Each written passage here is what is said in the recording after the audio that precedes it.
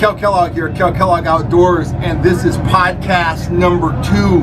I'm coming to you from the wheelhouse of the charter boat Happy Hooker from Berkeley, California. We're about to cross under the Golden Gate Bridge, and we've got a really unique opportunity here. As being a full-time fishing writer, I get a lot of questions from people about becoming a charter boat skipper, and I'm with one of the most experienced charter boat skippers in Northern California. I'm going to be turning the camera in a second to Captain Chris Smith. He has a great legacy. He purchased this boat from his father, the legendary Jim Smith. His sons are captains, and he's going to give us some real in-depth insight on what it's all about, being a charter boat skipper, about hitting these great Northern California fisheries. He's done it all, he knows it all, and without further ado, here's Captain Chris Smith. I'm going to whip the camera around here and say hi. What's going on, Captain Chris? Not too much, just steaming out this morning. This is about the only break I get in the day, especially this time of year. We're working like 14, 15-hour days by the time it's all said and done. So this is like my peaceful time. So I'm going to pan around the cabin here. He's got all his electronics going. Here comes the bridge. What are we doing today, Chris? What's the plan for the day? How many people do we have? What's the deal? Well, today we have a full load. We have 36 anglers on board, and we're going to take a look at some gear on the way out. We're going to turn it, rebait it, and then we're going to continue to the islands. And then on the way back, after we fish for rockfish and lake cod, we're going to pull the rest of the pots that we need to fill out our limits on the craft. So let me give the folks some insight, and it's kind of hillbilly. I'm talking over the camera. I'm not going to keep turning on myself. I'm going to keep filming Chris and the scenery here. Some of the things I know about these kind of fisheries and this kind of fishing, Chris has got 36 people's lives in his hands driving the boat. He's also got to put them on fish, and he's got a cold this morning, and he's been doing this for months. He's responsible for the bait, the fuel of the boat, the maintenance, the whole thing. Tell us the realities of being a charter boat skipper. Is it all glamour and glitz, all fun all the time?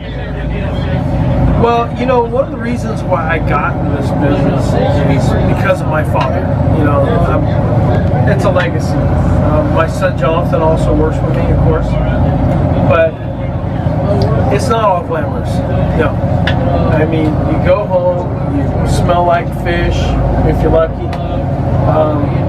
There's a lot of ins and outs to this business. We get very little free time ourselves to actually go out and turn a handle on a rod. And I personally love to fish, but I don't do a lot of it myself. I have to do it on a day off. But it's thrilling just seeing other people catch fish and making their day, or making a difference in their day. It does it for me. And that's why I'm going to wake up at 3:45, 4 o'clock in the morning, come down here, even with a horrible cold, and do what I do. So, peak of the season, it's July, you've run the boat for 24 days in a row. Take me through your day. What's a day in Chris Smith's life like? When does it start, when does it end, and what do you have to do? What are your responsibilities? Well, the day starts, like I said, at 4:30. Get up and make coffee, kind of shake the cobwebs off. Everybody needs to do that. July, August, we're absolutely beat at that point because, hey, guess what? We just worked about 90 some odd days straight at that point, with very few days off. And you come down and you check fluids. If you didn't do it the night before, there's so many little quirks to the boats and keeping these things afloat and making sure that your passengers are safe. That also eats up a good portion of your day. The meet and greet, checking all of your systems, making sure that your bilge system works properly, your alarms, and all that stuff does take a lot of time. Then aside from that, once everybody's checked in, we head out on the grounds. Just depending on what type of fishery we're fishing, and that could change quite a bit. We fish for the better portion of the day, come back and and clean fish. And we say goodbye to our folks and start getting ready for the whole next day. Do it all over again. I fished with you a lot, and I fished with both of your brothers a lot. Captain Steve up in Alaska, Captain James on the Kellogg. You guys know the fisheries really well. Do you feel pressure? Is there pressure to perform on these fish, or do you have it so dialed in you can whack them, you know what's going on every day? You know what, Cal, that's actually a good question. You know, there are days when you're on top, day after day after day, and you feel like you can whack them. But you know what, when you're fishing a huge minus tide and it just blew overnight, well, guess what, I don't care who you are, you're not going to do very well on the grounds. I mean, fish are so susceptible to tide, current, and weather patterns, and seasonal changes that nobody can stay on them day after day. The cool thing about where we're at is we have such a versatile fishery. You know, if it's not halibut in the springtime, guess what? Tides ramp up, you start getting these big minus tides. Bass will be on the rocks, or they'll be someplace else. So there's always something. And this year we had such a good, solid amount of halibut that you could be successful on those big tides.